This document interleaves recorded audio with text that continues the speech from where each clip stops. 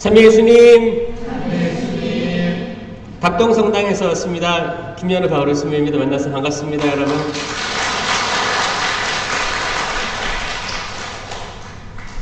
제가 이제 전국적으로 이제 기도회 강의, 미사 다니는데, 저 그런 생각을 했어요. 이렇게 한 달에 한 번 이 대성전에서 평일 미사 시간에 성령 기도회가 꾸준히 이어져 오고 있다는 것은 큰 축복이다라고 저는 체험했어요. 그러니까 어떤 데는 작은 교리실 같은 데서 하는 데도 있고요. 강당에서 이렇게 하는 데 있는데, 대성당에서 하는데 대성당에서 별로 없어요. 별로 없고, 더군다나 평일 미사 시간이 쭉 있을 거 아니에요. 근데 한 달에 한 번이라도 그 요일에 이렇게 오픈되게 일반 신자도 올 수 있게 하는 기도회 미사 별로 없어요. 굉장히 저는 통진성당 축복받아도 생각하거든요. 주임 신부님께 감사드리시고 항상 이 기도회 이어져 오게 한 모든 봉사자들께도 감사드릴 건 천지인 것 같아요. 제가 직접 보고 경험해 보니까 여기 올 때마다 저는 참 복이 많다. 역시 애기봉 근처에 있어서 그런가? 라는 생각하고, 이 땅, 이 거룩한 지역이잖아요. 여기 저력이 있다고 생각하고, 또 내년은 60주년이라면서요? 얼마나 복돼요. 사실 그러면 인천교구 설정이 이제 지금 64년, 65년 됐을 거예요. 그러니까 한 5년밖에 차이 안 나는 되게 진짜 인천교구의 어머니 같은, 그쵸? 존재가 통진이 아닌가라는 생각을 잠깐 해봤습니다. 모두 축하드리고 준비 잘 하셔서 우리들 모두의 축제가 되었으면 좋겠습니다. 근데 또 내년이 희년이잖아요. 희년. 2025년 희년이에요. 교황님께서 그렇게 강조하시는 희년인데 거기에 60주년도 맞물렸으니까 얼마나 기쁜 날이 될까, 기쁜 해가 될까라는 생각을 해봅니다. 미리 축하드려요. 저는 오늘 오면서 그 생각을 했어요. 어떤 말씀 나눌까 하다가, 낙심이란 말 아시죠? 낙심이 한자어로 뭐예요? 낙이 떨어질 낙이잖아요. 기쁠 낙이 아닙니다. 떨어질 낙이에요. 낙심, 마음 심자잖아요.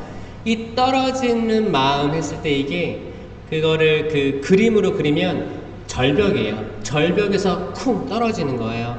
그러니까 마음이 쿵 떨어지는 걸 낙심이라고 하잖아요. 성경에서도 낙심하지 마라 이런 말이 굉장히 많이 나옵니다. 낙심하지 마라. 우리가 언제 낙심해요? 우리가 예상하는 대로 안 될 때, 그리고 내 기대가 이렇게 있는데, 나의 바람이 있는데 상대방이 거기에 도달하지 못할 때 낙심하곤 합니다. 그리고 이제 갑작스러운 어떤 거를 당할 때, 내가 예상 못했는데 그럴 때 실망하고 낙심하죠. 성경에 낙심한 인물들이 얼마나 많을까 한번 운전하면서 떠올려 봤어요. 전 떠오를 때 항상 창세기부터 쭉 생각해 봅니다. 일단 창세기 2장부터 낙심하는 사람들이 생기는 거예요. 누가 있을까요?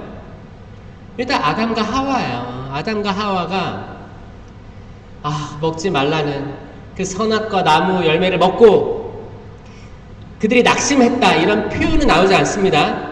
근데 우리 추측할 수 있어요. 그들은 하느님이 두려워서 어떻게 했어요? 숨었잖아요. 이건 낙심한 거거든요. 뭔가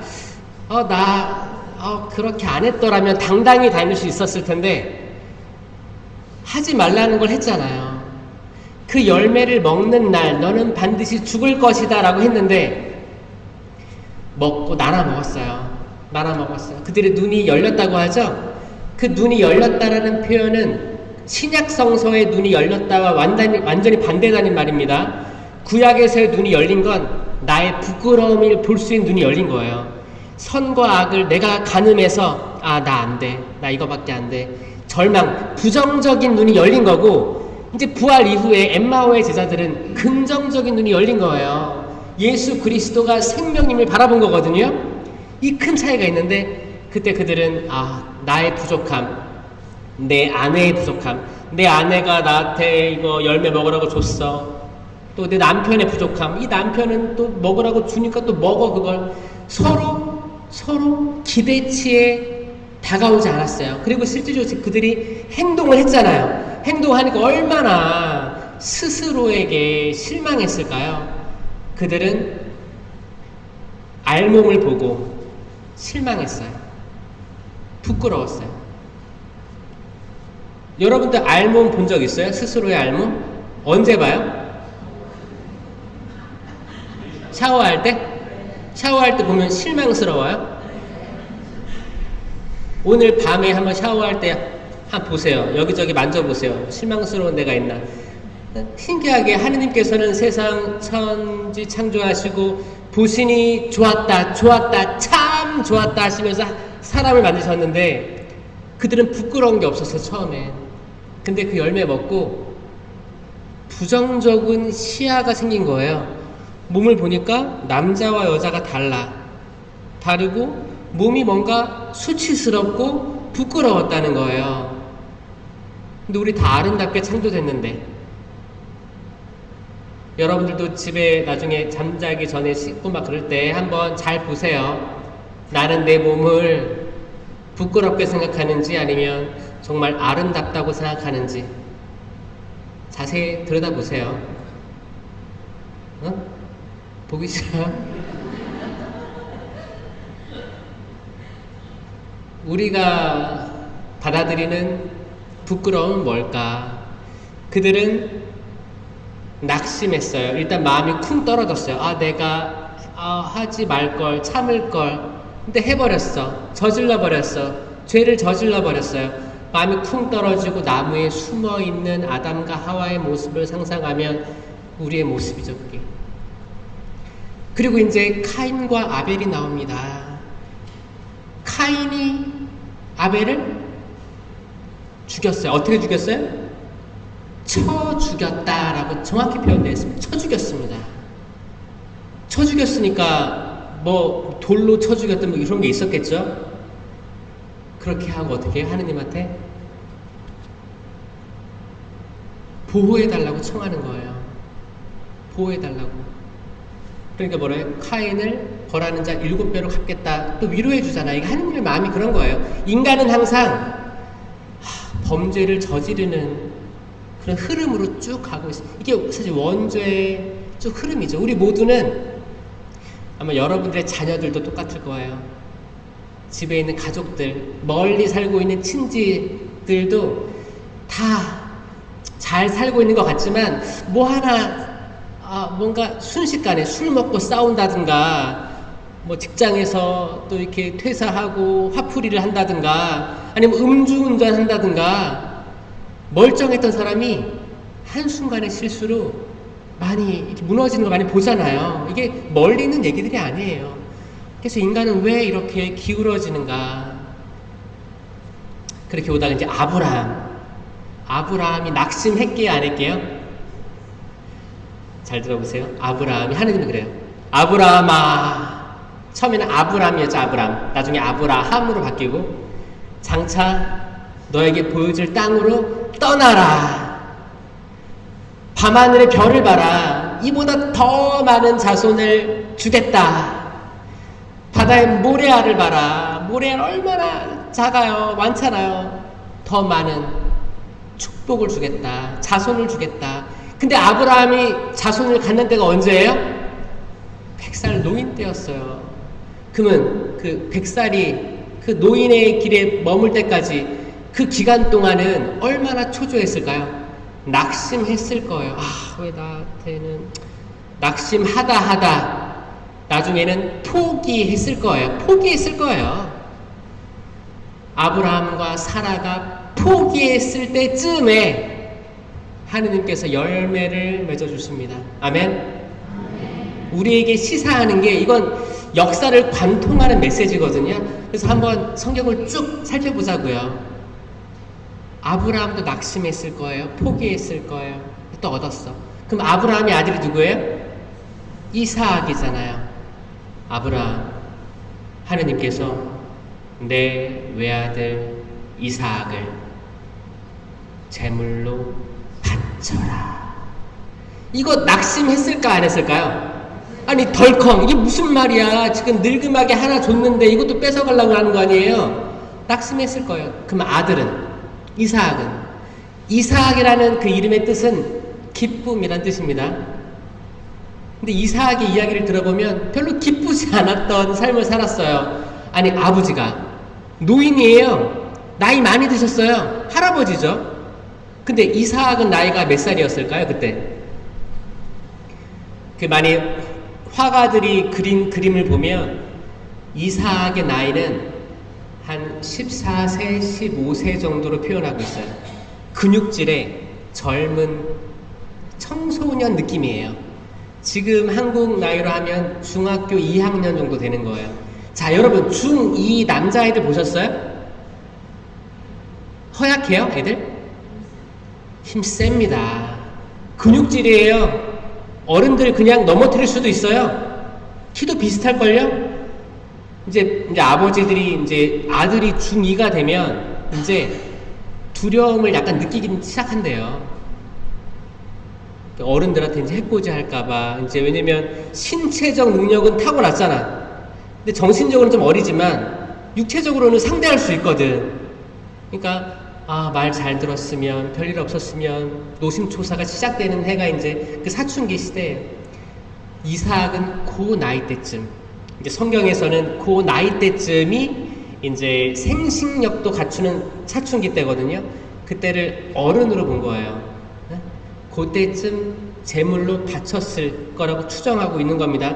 정확한 나이는 안 나오지만 이제 미드라시 방법으로 상상하는 거죠. 성경을 그 시대적 배경을 따라 상상하는 거예요. 그러면 중2 아들과 아브라함이 걸어가는 거, 할아버지가 걸어가는 거예요. 아들이 아버지 여기 장작하고 불은 있는데 재물은 어디 있어요? 물어보는 거예요. 아브라함이 뭐라고요? 아브라함 하느님께서 마련하실 거란다. 그리고 사흘길을 걸어가요. 사흘길. 여러분 사흘길 동안 아들이랑 아버지랑 단둘이 걸어간다면 말을 많이 할까요? 적게 할까요? 아마 이건 지금도 적게 할 거예요. 이거는 그때나 지금은 똑같아. 아들하고 아버지와의 대화는 별로 없어요. 성경에서도 대화가 나오지 않습니다. 그렇게 사흘길을 걸어가요. 그 얼마나 어색한 시간들이었을까. 그냥 걸어가는 거야 계속. 그러면 서로 각자 생각을 하겠죠. 아들은 재물이 왜 없지? 내가 재물인가? 아버지는 걸으면서 정말 내 아들을 죽이라는 건가? 하느님이 하나 주신 아들을 죽이라고? 정말 내가 이 가는 길이 맞나? 내가 믿는 하느님이 정말 하느님인가? 각자 생각이 얼마나 많았을까요? 낙심이에요, 낙심. 마음이 콩 떨어진 상태를 사흘간 걸어갔습니다. 그리고 장작을 쌓아 올립니다. 이 장작은 불태우는 거예요. 이 제물을 바친다 하면, 이게 소를 제물로 바친다 그러면 이거 다 가죽 벗겨내고 다 토막 치는 거예요. 관절 다 토막 치는 거예요. 그래서 불 사르는 거, 피를 다 빼고 불 사르는 겁니다. 아들을 묵습니다. 그때 아들 마음은 어땠을까요? 아들이, 자요, 중2 아들이 아버지가 이렇게 힘겹게 이렇게 묶는 매듭을 아들이 풀 수 있을까 없을까요? 있지. 아들은 아버지를 제압할 수 있었어요. 그때 아들은 도살장에 끌려가는 어린 양처럼 가만히 있었어요. 낙심, 포기, 그 정도 느낌이 듭니다. 저는. 아버지는 이제 아무런 응답이 없잖아요. 바쳐야 되는 거예요. 하나님께 순명해야 되는 거예요. 칼을 들어서 진짜 낙심한 마음으로 찌르려고 한 거예요. 그때 아브라함아 나오는 겁니다. 여러분, 이거예요. 여러분도 아마 이런 느낌일 수 있어요. 여러분도 자식들 제물로 바치고 싶을 때 있죠? 이제 나 좀 그만 괴롭히고, 응? 차라리 하나님 데려갔으면. 이럴 때 있지 않습니까? 아니죠? 그럼 남의 자식은 좀 데려가고 내 자식은 안 되고?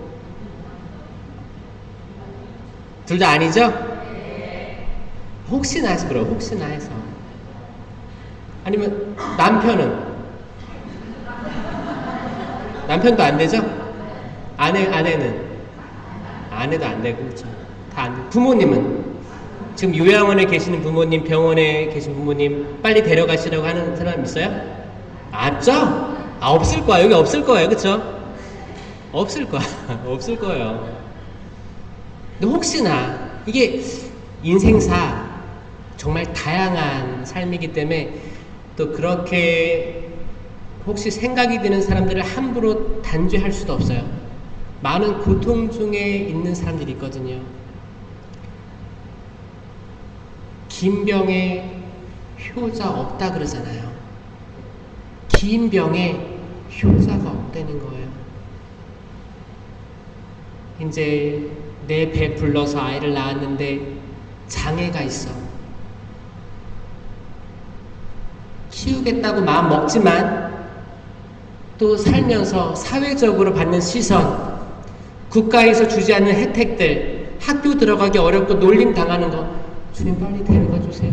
이런 기도 나온다고 해서 그 사람을 함부로 단죄할 수 없는 상황이 엄청 많습니다, 여러분.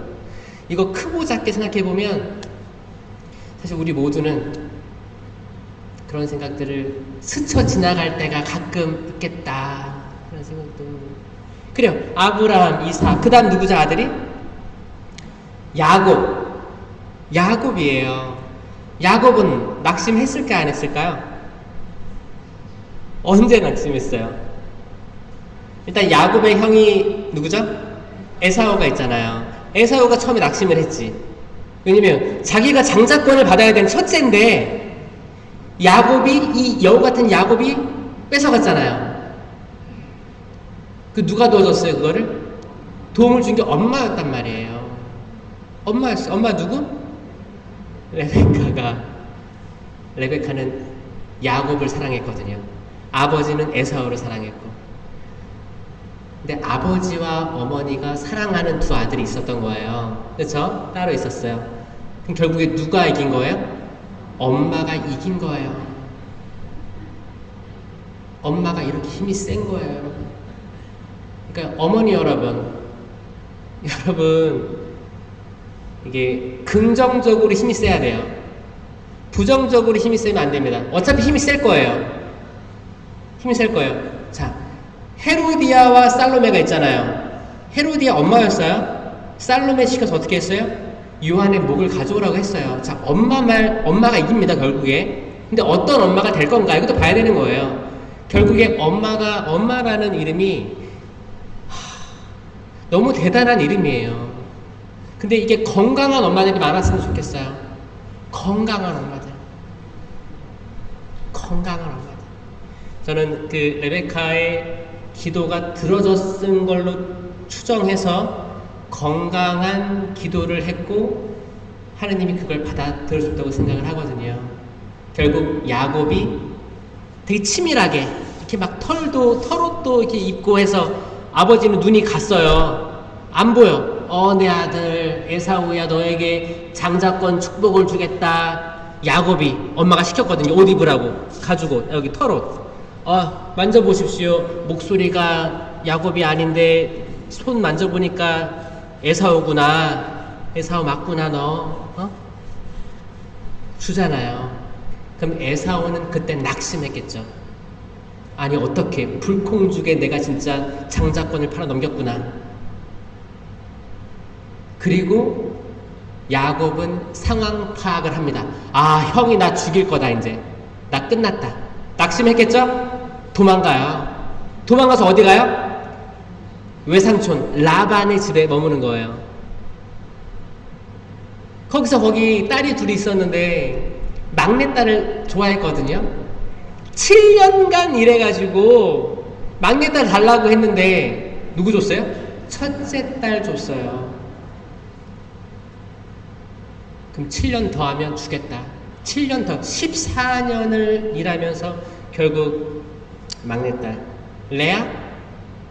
레아랑 라헬인가요? 이제 지금 머릿속에 있는 것만 나오는 거예요. 지금 막내딸을 결국에 얻어요.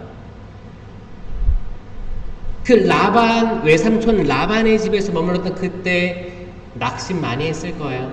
그리고 이제 다 마치고 가축들 데리고 다시 에사오의 집으로 돌아가는 그 길에 7번 절하고 다시 화해하고 그 이야기입니다. 그러면 아브라함과 이삭, 야곱 나왔어요. 그럼 야곱의 아들 중에 누가 낙담했을까요?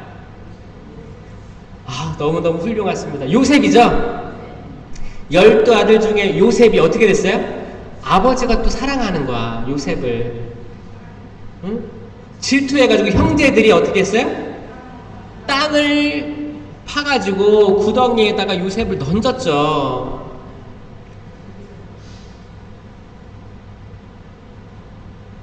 그 한국의 형제들의 난이 많습니다. 여러분의 가족 아니겠죠, 그쵸? 형제들끼리 재산 문제. 응? 여러분 아들이 셋, 딸이 셋. 그럼 누구에게 유산을 물려줄 거예요? 큰아들, 둘째, 셋째. 똑같이 나눠준다. 안 준다. 다 내가 다 쓰고 나 간다. 공평하게 주려고 생각하고 있어요? 정말요? 아마 전국적으로 이것 때문에 엄청나게 지금 문제가 많습니다, 여러분. 근데 잘 생각하시는 게 좋아요. 그냥 저는 최대한 쓰고 가시라고 얘기하고 싶어요. 여러분들을 위해서 쓰세요, 많이. 다 썼어요? 이제 없어요? 많이 쓰세요. 좋은 데도 다니시고, 성주순례도 가시고, 예? 좋은 데 많이 하시고, 기부도 하시고, 또 60주년이라는데 내년에 많이 좀 기부 좀 하시고, 재물은 확실히 하늘에 쌓는 게 맞는 것 같아요. 몇 평 되지 않는 것도 가족이 사단나는 게 인간 사회입니다. 이게, 냉혹하게 들릴지 몰라도, 그래요. 우리가 그런 데 살고 있는 거예요. 그래도 그분들을 욕하거나 단죄할 수가 없어요. 이렇구나. 그냥 세상을 배워가는 것 같아요. 그런 일이 없길 바랍니다. 혹시나 해서 얘기하는 거, 혹시나. 요셉이 구덩이에서 무슨 생각했을까요? 형제들로부터 내가 이런 꼴을 당하다니 그랬겠지. 지나가던 미디안 상인들이 요셉을 젊은이가 저기 있으니까 데리고 이집트로 가는 거예요. 이집트에서 꿈을 해몽하다가 많은 우여곡절 끝에 결국에 재상의 자리까지 오릅니다. 재상 국무총리까지 올라가는 거예요. 와, 이 구덩이에 추락했던 이 아이가 결국에는 파라오 옆에 섭니다. 아멘? 저는 이런 일들이 많았으면 좋겠어요. 여러분 자녀들이 혹시나 극심한 낙심 상태에 있다면, 여러분 아들이, 딸이, 손자, 손녀가, 아니면 여러분 스스로가, 당사자들이 마음이 절벽에서 떨어진 것처럼 쿵! 나 이제 더 이상 못할 것 같아. 혹시나 이런 상태에 있는 사람들이 있다면 하느님의 의로우심을 믿고 다시 일어나셨으면 좋겠습니다. 진심으로 살아나셨으면 좋겠습니다. 여러분 크고 작은 단체가 있잖아요. 사목회부터 해서 이렇게 봉사단체, 레지오도 있고 구반장도 있고 그러잖아요. 그 모든 단체들에서 혹시나 그 단체 구성원들로부터 실망을 받으면 마치 요셉이 구덩이에 쳐넣음 당한 것처럼 내가 진짜 믿었던 사람들에게 완전 무시와 멸시와 당한 거거든요. 그럼 낙심의 상태예요. 낙심. 근데 포기하지 마시고 낙심하지 마시고 그분께서 그걸 통해 이루실 놀라운 업적, 미래의 놀라운 업적을 꼭 기억하시길 바랍니다. 여러분. 아멘. 모두 잘 됐으면 좋겠어요. 다 부자 됐으면 좋겠습니다. 여러분. 부자 되면 저한테 연락 좀 해주세요. 다 정말 하늘에 엄청난 복이 있고 현세의 복도 주신다고 하셨거든요. 저는 그냥 하느님 믿는 모든 사람들이 잘 되고, 그래서 세상 바깥에 있는 사람들이 하느님이 어디 있냐라고 말했을 때 그래도 누군가는 하느님 믿더니 이렇게 잘 되는구나 라고 믿는 사람들이 몇 명이라도 됐으면 좋겠어요. 사실 이게 그 구원의 핵심은 아닙니다. 정말 핵심은 하늘에서 내세에서의 구원, 그 영원한 생명이죠. 근데 현세의 복도 약속하셨으니까 있다는 거예요. 있는 걸 없다고 할 수 없습니다. 아브라함과 이삭과 야곱과 요셉까지 왔어요. 그리고 이제 탈출기죠. 모세가 낙심했을까 안 했을까요?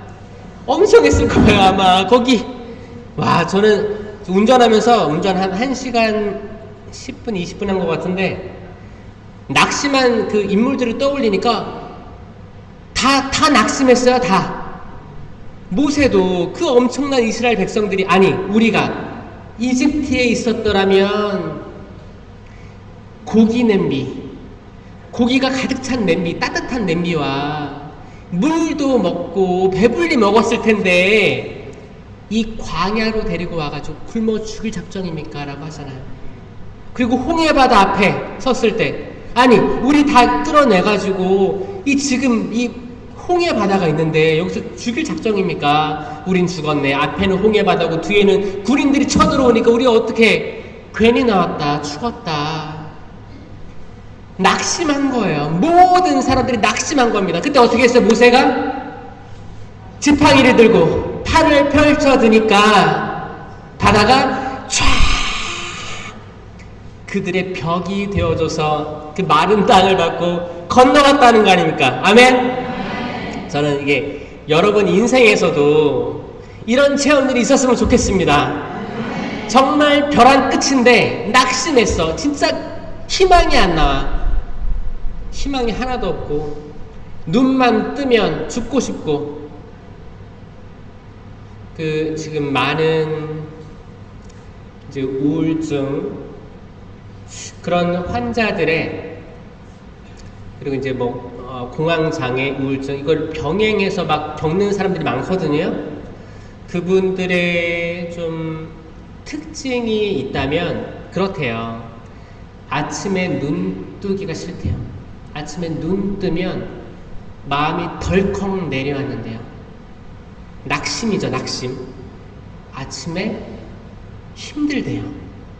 출근하기도 힘들고 뭐든 생기 있게 하루를 시작해야 되는데 이게 안 된대요. 혹시나 여기에도 그런 분이 있을 수도 있습니다. 오늘 또 하루 뭘 하며 살아가나, 어떻게 살아가나, 어떤 사람들 또 만날 텐데 어떻게 만나야 되나. 혹시 그런 사람들이 있다면 하느님께서 축복해 주셔가지고 다시 보신이 참 좋았던 상태로 돌아가길 바랍니다. 치유되길 바랍니다. 약에 의존하지 않고 아침에 눈 떴을 때 데오 그라시아스, 이게 신학생들은 신학교에서 딸랑딸랑 종을 쳐요. 이제 아침 기상시간이에요. 종 치면 데오 그라시아스, 하느님 감사합니다, 하느님 찬미합니다, 이런 말을 하면서 기상을 하거든요. 그게 이제 그렇게 해야만 하니까 하다 보니까 습관이 된 거예요. 그러면 기뻐요. 그냥 왜? 오늘 하루 내가 눈 뜰 수 있게 해주면 감사한 거예요. 그 끝기도 때는 뭐라고 하냐면 성물도에 거룩한 죽음을 맞게 하소서라고 성물도에서 하거든요. 그게 끝기도예요. 끝기도 한 9시인가 그때 하고 이제 아침에 데오그라시아스 하는 게 이게 전통이거든요. 그러니까 밤에는 내가 잠들잖아요. 근데 내가 내일 눈 뜰 거를 보장할 수 있어요, 없어요? 없기 때문에 혹시나 죽을지 모르니까 거룩한 죽음을 맞이하게 하소서라 기도하는 거예요. 혹시나 죽으면 어떡해? 하느님이 허락하지 않으면 어떡해요? 그리고 아침에는 데오그라시아스. 자, 근데 이게 여기에 사실 인생의 지혜가 다 담겨있지 않나요? 그쵸? 이런 삶이 되기를 바랍니다. 네. 그리고 이제 모세가 이제 약속의 땅, 저 예리코 성벽 딱 있고, 약속의 땅에 처음에 정탐꾼 12를 보냈어요.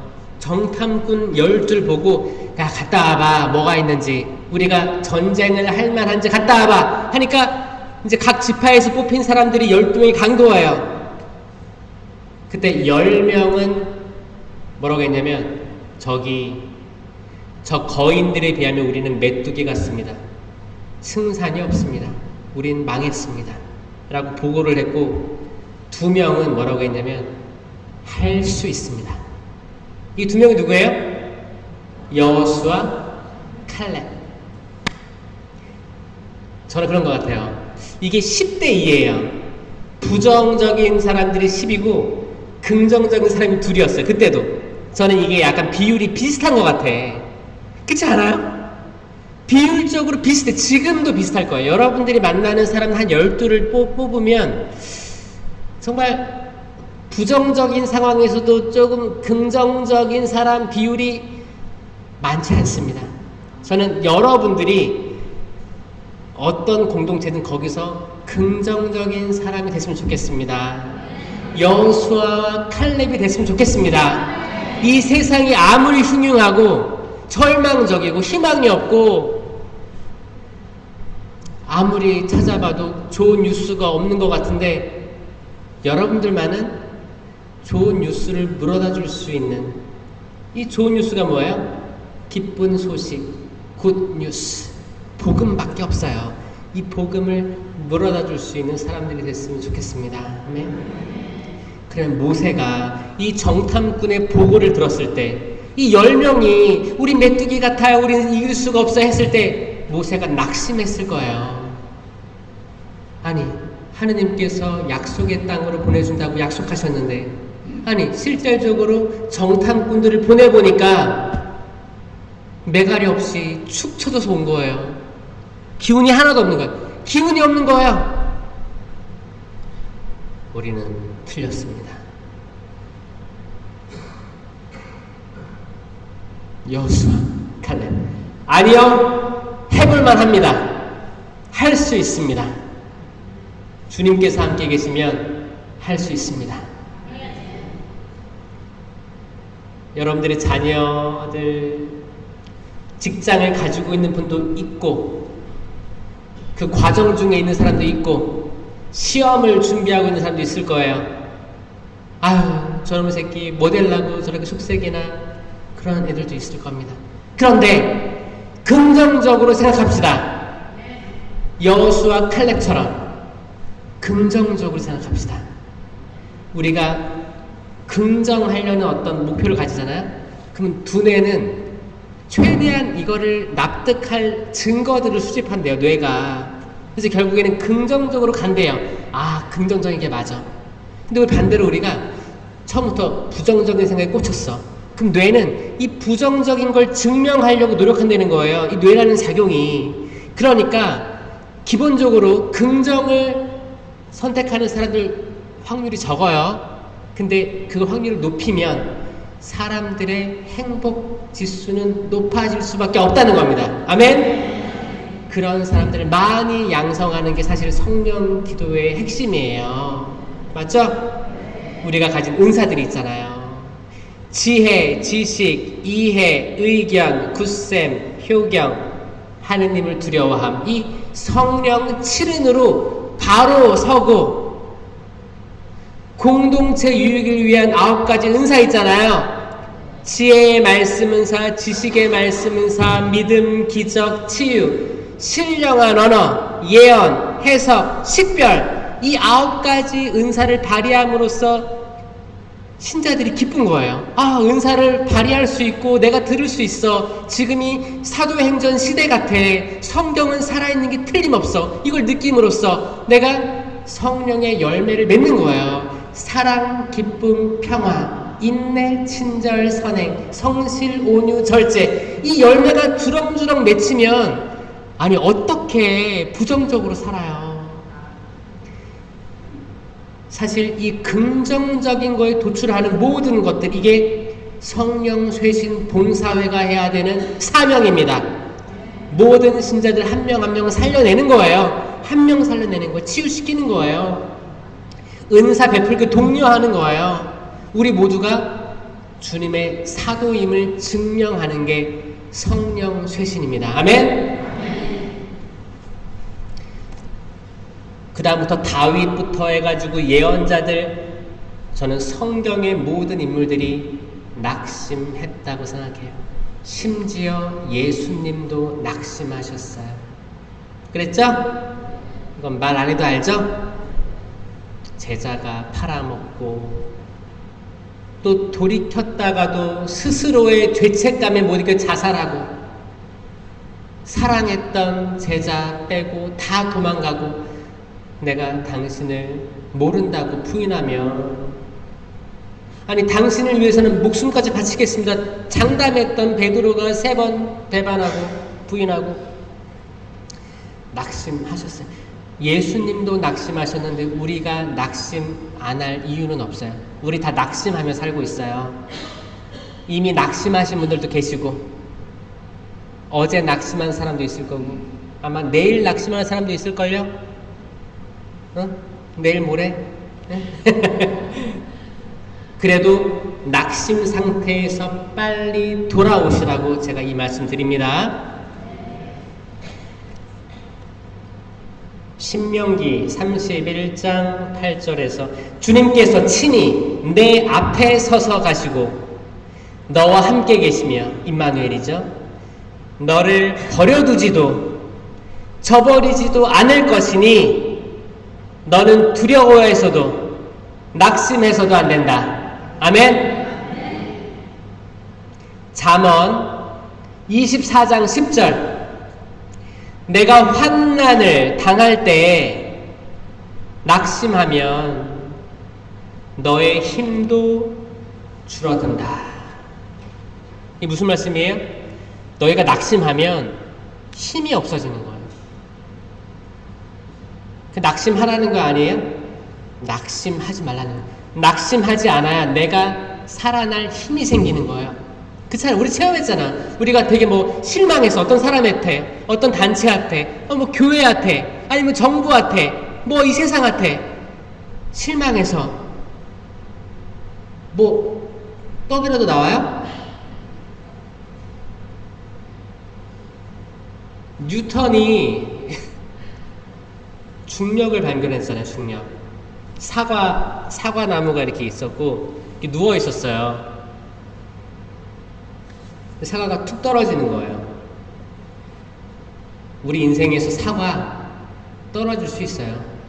배 떨어질 수도 있고, 응? 잘 달려있길 바라지만 내가 잘못한 것도 없는데 툭 떨어져 버릴 수도 있어요. 내가 이루었던 거 툭 떨어질 수 있어요. 무너질 수 있어요. 근데 뉴턴은 떨어지는 걸 보고 무슨 힘에 의해 떨어졌을 텐데 라고 생각한 거죠. 많은 사람들은 이 사과가 떨어져서 사과 떨어져서 썩겠다, 이걸 잘 깨끗하게 키워가지고 등급 높여가지고 팔아야 되는데 이제 지금 비도 안 오고 해서 다 망했다, 농사 망했다. 뉴턴은 중력을 발견했다니까요. 자, 여러분들이 겪는 모든 것들 있잖아요. 정말 이게 종이 한 장 차이인데 이거를 약간만 시선을 바꾸면 좋은 게 있을 거예요. 좋은 게 있을 거예요, 여러분. 긍정적인 게 있을 거예요. 분명히 있어요. 맨날 게임하는 내 아들한테 좋은 게 있을 거예요. 여러분, 요즘에 게임도 영어 잘해야 게임합니다. 게임 보셨어요? 애들 하는 게임? 다 영어예요. 아마 영어 천재들일 거예요, 아들들. 게임하는 게 나쁜 게 아니에요. 분명히 좋은 점이 있을 거예요. 이걸 좋은 점으로 이끌어가길 기도하면 되지, 제 아들이 제발 게임 안 하게 해주십시오, 그게 아니에요.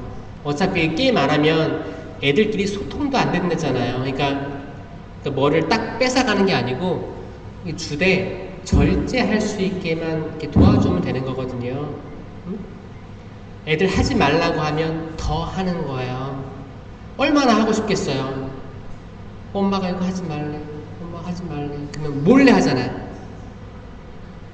자, 딱 불 껐어. 그러면 애들은 이불 속에서 핸드폰을 꺼내는 거예요. 이건 애들이죠. 우리 똑같아요. 하느님께서 열매 많이 맺으면서 은사 발휘하고 살아 하고 불 끈 거예요. 우리는 이불 뒤집어 쓰고 주식하는 거예요. 주식하고 오늘은 얼마 벌었지? 사업 얘기하고 뭐 직장에서 이제 고용한 외국인 노동자들 하대하고 헌담하고 형제와 자녀들 비교하고 너는 왜 그러냐, 남의 집 아들 남의 집 딸은 이렇게 해서 효도한다더라, 뭐하냐, 비교하고 핀잔 주고 이런 것들. 이 인간들이 하는 모든 행태는 애나 어른이나 똑같습니다. 여러분, 남을 그렇게 잘 훈계할 만한가? 우리가 훈계할 만하지 않을걸요. 잘 생각해보세요. 그냥 내 아들이 그러면 아유 저기 누굴 닮아서 저래, 그러면 당신 닮았잖아 그러잖아요. 다 여러분들 닮은 거예요, 뭐든. 근데 만약에 자녀가 이제 게임을 맨날 해, 그럼 아버지의 성실함을 닮은 걸 거예요. 성실하게 게임하는 거야. 매일 해. 한 번도 안 빠져. 그럼 성실성은 있는 거예요. 그 친구 나중에 그걸 어떻게 쓸지 모르겠지만 저는 좀 좋게 보자는 거죠. 싸우지 말고 풍비박산하지 말고. 이사야서 51장 7절 사람들의 모욕을 두려워하지 말고 그들의 악담에 낙심하지 마라. 악담에 낙심하지 마십시오. 여러분을 헌담하는 사람들이 있을 거예요. 있을 겁니다. 그 헌담이 돌고 돌아서 자기 귀에 들어오는 시간이 있어요. 이게 한 바퀴 돌아야 되거든요. 단체나 뭐 어디 성당이나 그래요. 다 항상 그래요. 한참 돌아서 돌아오는 거예요. 돌아올 때 그 말이 처음에는 뭐 이렇게 한 마디였는데 나중에는 이게 10마디로 확장돼서 이렇게 오는 거예요. 왜냐면 이게 눈사람 만들 때 조그만 눈덩이를 굴리잖아요. 이게 스노우볼 효과라고 해요. 스노우볼 이펙트라고 하거든요. 떼굴떼굴 굴러오면서 더 커진 거야. 소문도 커지고 헌담도 커집니다. 그거 왔어. 여기에 낙심하지 마세요. 그런 게 들어오면 그냥 밀어버리세요. 공이 들어오잖아요. 공이 떼굴떼굴. 그럼 어떻게 해요? 이거를 내가 받아서 넘어지지 말고 굴러오잖아요. 그러면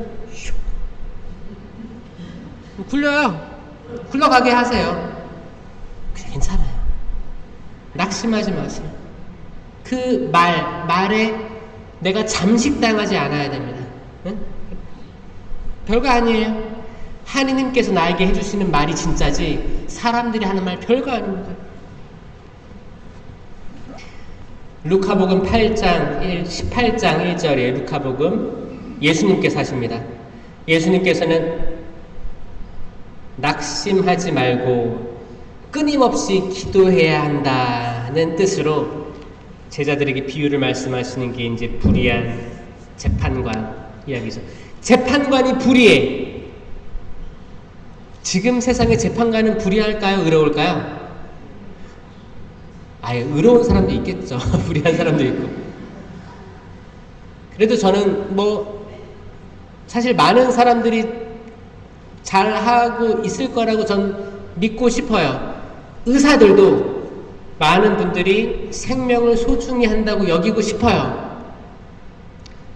그 최대한 긍정적으로 생각하려고 노력하고 있어요. 아니야. 그래도 언론에 비춰지는 것보다 많은 사람들은 지금 되게 고통스러워하면서 빨리 해결되길 바라고 있을 거라고 저는 기도하고 그렇게 느끼고 싶어요. 아직까지 세상은 살만하다는 거를 느끼고 싶어요.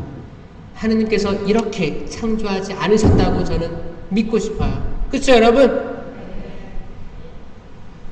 빨리 다 해결되고 원래의 자리로 돌아왔으면 좋겠습니다. 그런 많은 상황들 속에서 낙심하지 말고 끊임없이 기도해야 된다.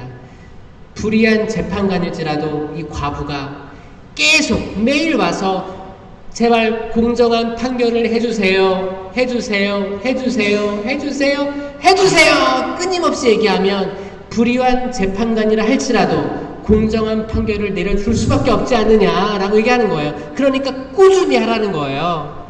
꾸준히 하라는 거예요. 집에 갔는데 애들 또 게임 꾸준히 하고 있으면 꾸준히 하라고 하세요. 꾸준히. 이왕 마음 먹은 거 꾸준히 해라, 진짜. 코린토 후서 4장 16절. 그러므로 우리는 낙심하지 않습니다. 아멘. 우리의 외적 인간은 쇠퇴해 가더라도 우리의 내적 인간은 나날이 새로워집니다. 아멘. 이거 사실 성령 쇄신에 맞는 얘기예요. 나날이 새로워짐. 이게 쇄신이에요, 여러분. 나날이 새로워지는 거. 나날이 새로워집시다. 여러분들도 똑같이 하세요. 거기 잠자기 전에 거룩한 죽음을 맞게 하소서라고 십자가 긋고 주무세요. 그리고 아침에 일어나면 데오 그라시아스 하세요. 자, 따라해보세요. 데오 그라시아스. 데오 그라시아스. 잘했어요. 자, 밤에 잠들 때 뭐라고 한다고요? 거룩한 죽음을 맞게 하소서. 시작. 거룩한 죽음을 맞게 하소서. 집에 가서 남편 자는데 얘기하지 말고, 이거 자기한테 얘기하는 거예요. 자기 스스로한테 나 옆에 사람한테 하지 말고 거룩한 죽음을 맞게 하소서라 기도하고 잠드는 거예요. 아침에 일어나면 데오 그라시아스. 자, 이거 저 진짜 좋은 것 같아요. 여러분들 한번 해보시면서 좀 이게 좀 맞아요. 어려운 세상입니다. 이 어려움 속에서 긍정적인 걸 찾아내는 눈이 진짜 눈이에요. 이게 지혜입니다, 여러분. 아셨죠? 우리 모두 행복하고 힘찬 삶들 살아가시기 바랍니다. 아멘.